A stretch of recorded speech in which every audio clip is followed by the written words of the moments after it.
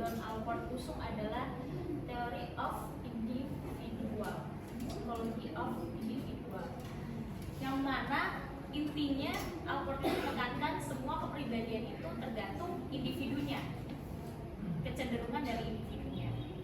Nah, yang menjadi pertanyaan adalah terus apa bedanya dengan teori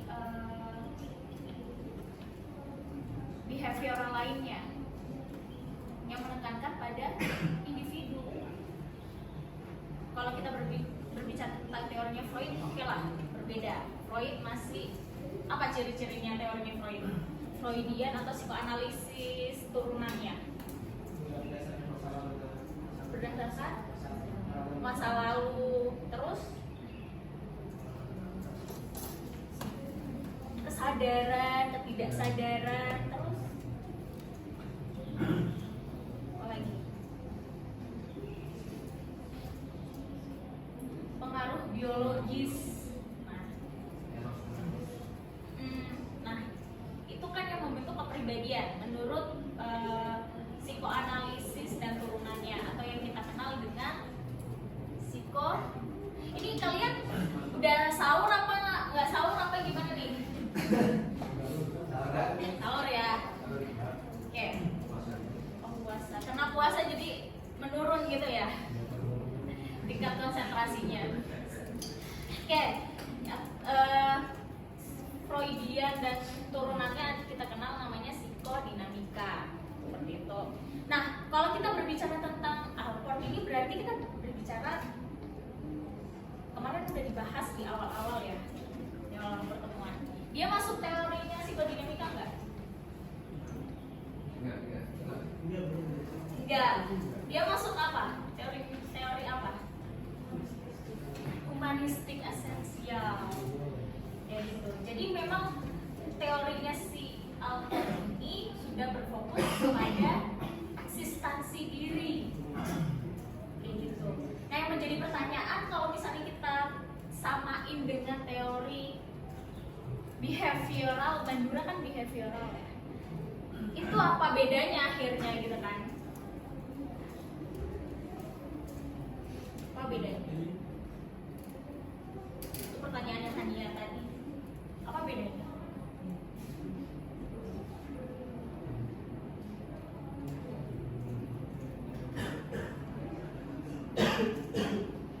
Pendekatannya berbeda. Kalau behavioral itu tandanya apa? Teori behavior. Teori belajar, ada proses belajar, terus perilaku, terus stimulus respon.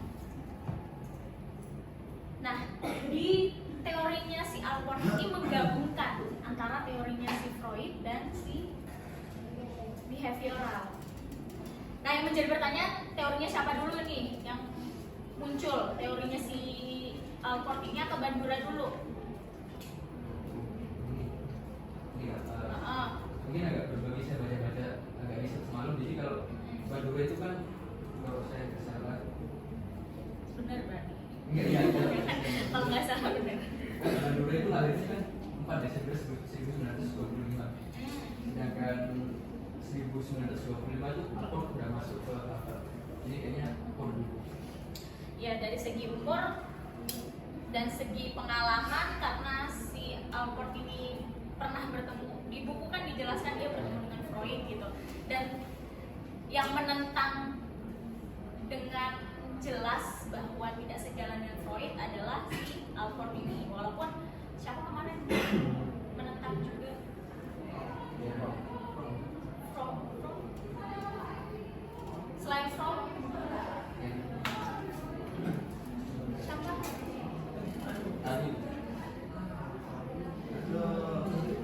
Yang berfokus pada individu juga.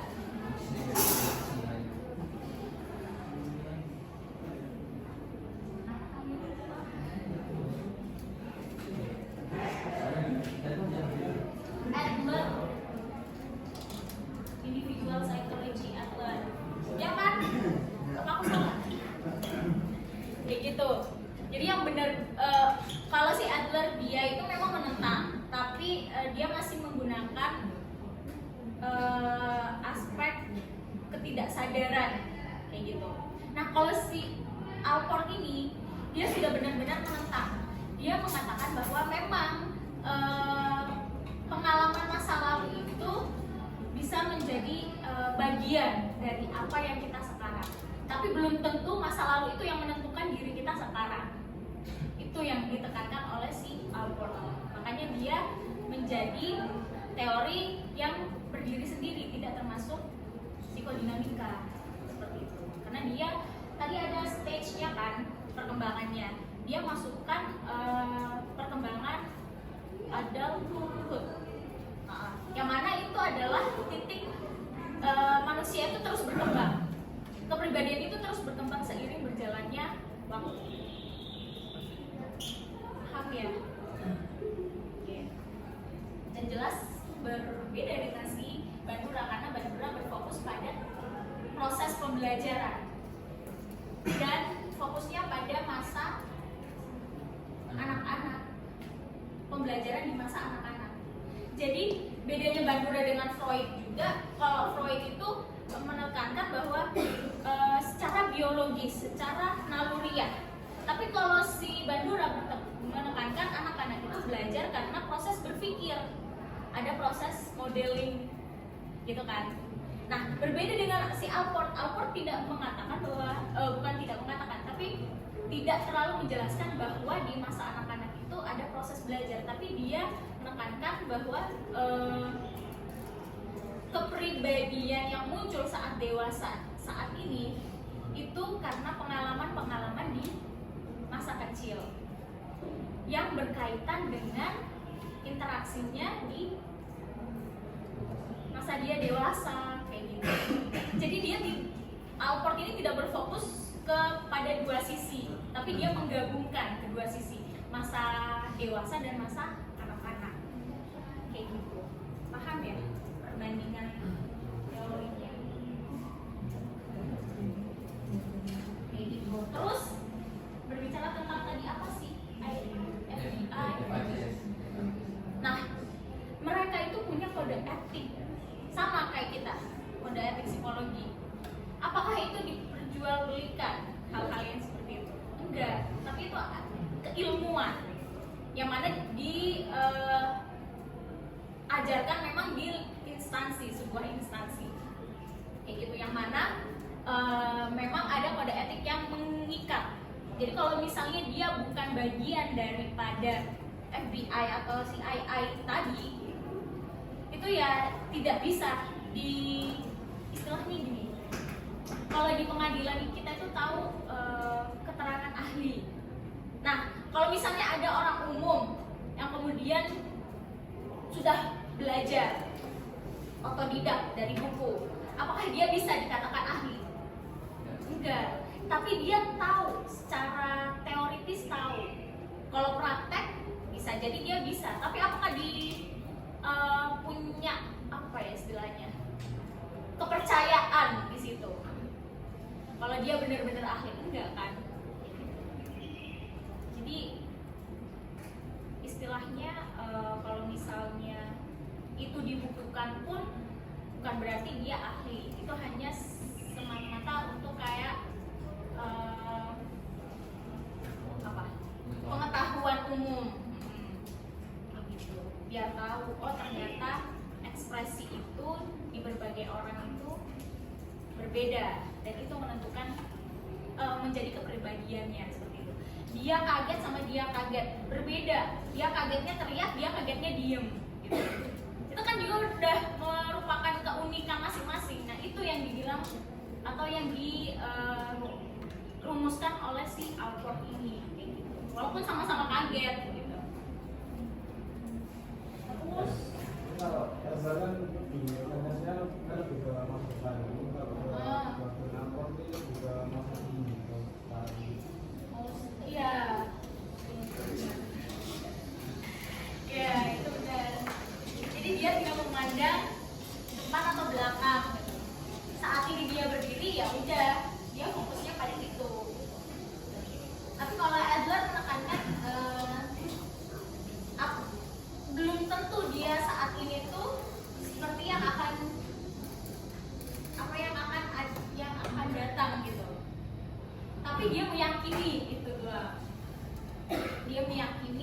sehingga ketika dia misalnya kan nanti kamu misalnya pas kecil dibilang, ini teorinya Adler ya, pas kecil oh kamu nanti pinter deh, nanti jadi pilot gitu. Saat ini dia nggak tahu dia bisa jadi pilot apa enggak gitu kan, tapi dia menentukan diri dia pada masa depan, oh bisa ya saya jadi pilot. Nah itu akan menggerakkan dia untuk menjadi pilot itu untuk masa depannya gitu. Tapi kalau saat ini kamu pintar, kamu bisa jadi pilot, lah saya sudah jadi mahasiswa, ngapain saya jadi pilot gitu. Nah itu teorinya si Alport. Paham ya? Oke, kalau nggak bisa ini aja. Ini ada tokoh-tokoh yang ya kita tahu lah ya. Oke.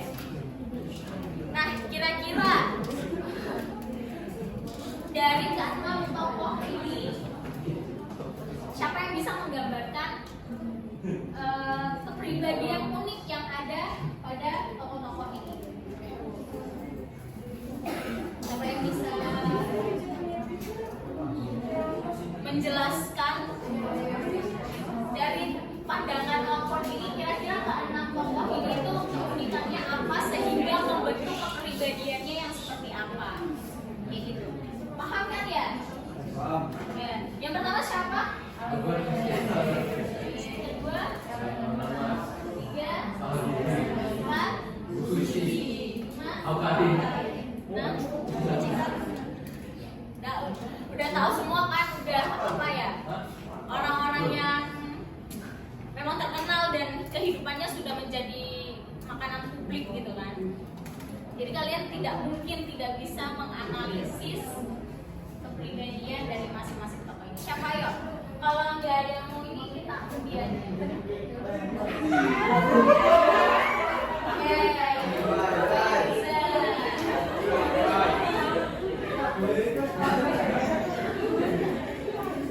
Yuk Pak Iruza yuk. Pilih siapa? Karin.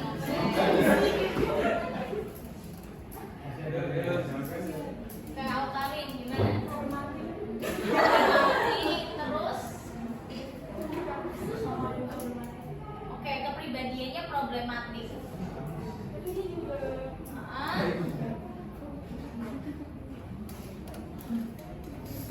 Alkarin problematik. Pandai apa marketing? Supel. Oke, supel. Terus udah. Ada lagi? Diundi lagi nih. Problematik dan supel. Kalian tahu dia terkenal gara-gara apa? Hah? Terus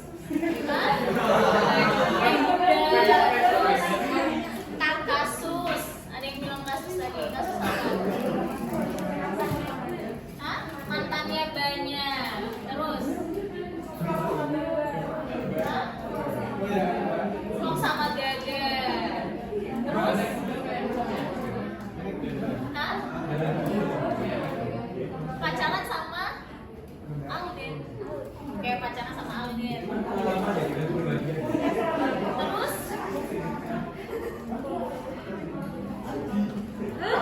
Gimana pondokan? Terus Diana pondokan. Nah, dari apa istilahnya itu?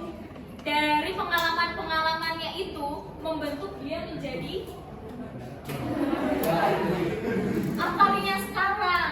Yang tadi katanya problematik gitu kan, suka gonta-ganti pacar kayak gitu. Terus tidak satisfy dengan dirinya sendiri, ingin mencoba hal-hal yang baru kayak gitu. Nah itu pengalaman-pengalaman itu yang menurut Alport itu membentuk si Alkarinnya saat ini kayak gitu. Dan karena dia merasa nyaman dengan hal itu semua, dia bagikan semua kehidupannya di media sosial, bla bla bla, menjadikan dia saat ini pekerjaannya menjadi selebgram, influencer gitu.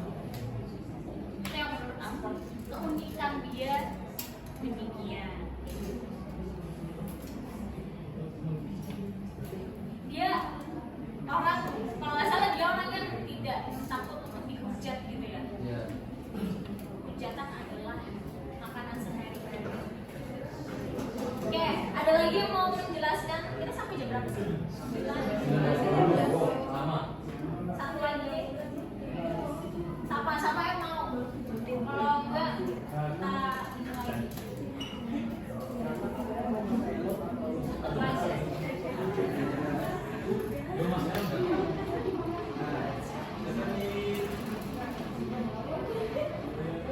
Ya.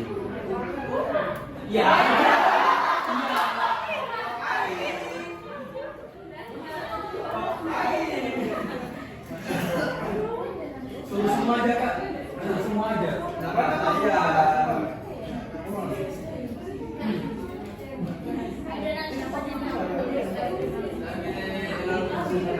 Elon Musk, ya Elon Musk. Dadang mau menyampaikan untuk kepribadian dari Elon Musk. Sepengetahuan saya dia mengenai kayak seperti oportunis, juga mencari hal baru, terus mana ya? Nggak tahu, melihat hal baik, melihat sisi baiknya dari masalah. Ada seperti apa sih? Kalau saya pernah dengar Elon Musk itu rugi 200 miliar dolar, 200 miliar dolar, tapi orangnya itu santai saja, soalnya responnya dia itu hanya oh santai, aku masih punya 137 miliar. Ada lagi yang mau nambahin tentang Elon Musk? Menginspirasi, terus banyak cewek, terus pintar jualan, terus kemudian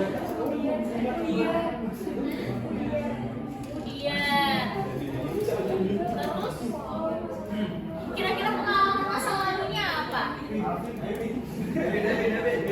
Mabuk memperkosa dari 17 tahun. Oke, puasa. Tapi iya itu benar kan?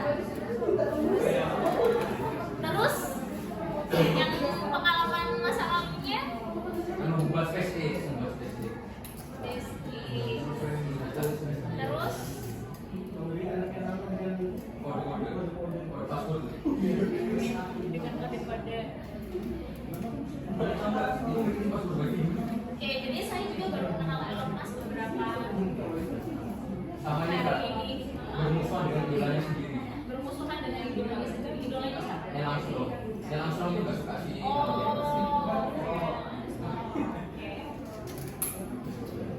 Ya, itulah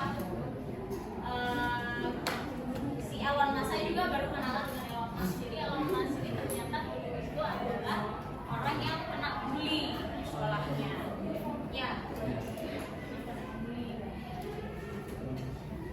bisa jadi dengan pengalaman bully itu dia belajar untuk merasa sampai aja gitu kan, sehingga di saat ini dia kehilangan uang seperti katanya dari tadi 200 miliar itu nggak masalah gitu, karena kayak ya udah kenapa harus memikirkan 200 gitu kan, kalau dia sebelumnya sudah merasakan pahitnya kehidupan duluan gitu. Saat ini dia ya udah fokus pada dirinya, fokus untuk perkembangannya, terus dia kan dia ini ya, dia anaknya William Iya. kan?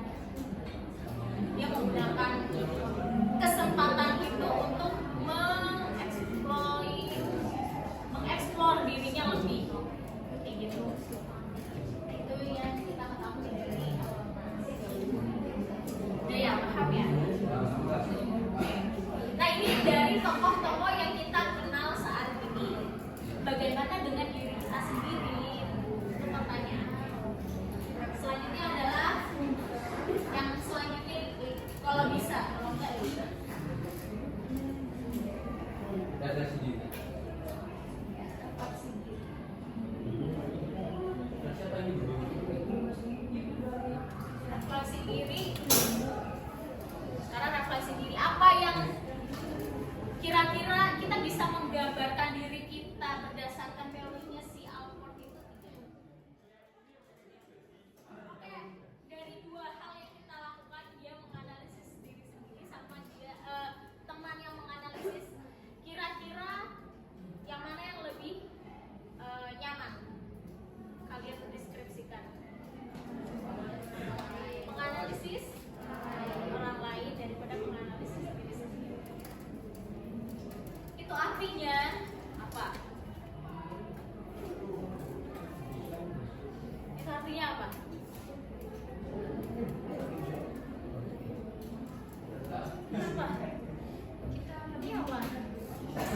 nggak ada artinya gitu. Mengenali orang lain daripada mengenali diri sendiri. Artinya kita belum sayang pada diri kita sendiri. Belum benar-benar memperhatikan kebutuhan kita apa sih. Saat ini kita itu butuhnya apa, pengennya apa, harus melakukan apa, itu kita tidak tahu di tahapan itu. Tapi kalau orang lain dia kayak lapar gitu, murung gitu, marah-marah gitu, kita tahu kamu lapar ya, kayak gitu. Padahal diri kita sendiri kita kelaparan, tapi kita masih aktivitas bla bla bla bla bla bla bla. Itu kita tidak menyadari diri kita, eksistensi diri kita itu seperti apa. Jadi intinya adalah apa? Kalian belajar psikologi itu untuk apa? Mengenali manusia, termasuk diri sendiri dan orang lain. Tapi fokusnya pada diri sendiri. Kayak gitu ya. Lebih menyenangkan gimana kalau antara Bu Meli sama Bu Helga kita tolong menggambarkan saya. Kepribadian unik saya itu seperti apa? Ceria, oke, jadi percaya diri, Mbak Meli. Talk aktif, oke. Saya mengatakan, iya saya seperti itu, tapi tidak sepenuhnya seperti itu. Karena saya mengenali diri saya sendiri. Mungkin Bu Helga sama Bu Meli tahu kepribadian saya di rumah gitu, karena gosip-gosip yang menyebar. Jadi saya tuh orangnya introvert, sama seperti sama Nabila. Gak ada yang percaya saya itu introvert gitu. Tapi ketika saya di rumah, saya itu mengunci pintu di kamar gitu. Kayak gitu. Dan saya saat ini, kenapa saya bisa saat ini? Saya menyadari tugas saya sebagai dosen. Terus pengalaman saya menyukai ngobrol. Tapi apakah itu membentuk kepribadian saya? Kepribadian itu tolak ukurnya kalau misalnya dari teorinya sisi ini Albert ini apa? Kepribadian itu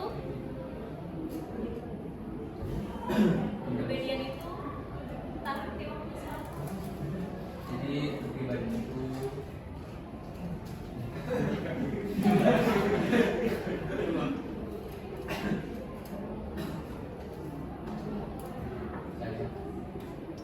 kepribadian itu ada suatu organisasi dinamis dalam individu dan sistem psikofisik yang menentukan perilaku dan pemikiran yang khusus.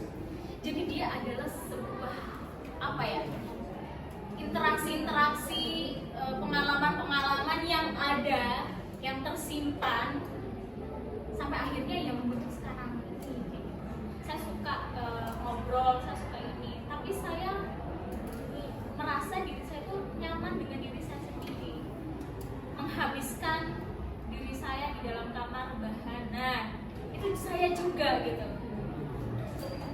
Dan itu kepribadian saya, nggak bisa dipisahkan. Saya yang kalian lihat dan saya yang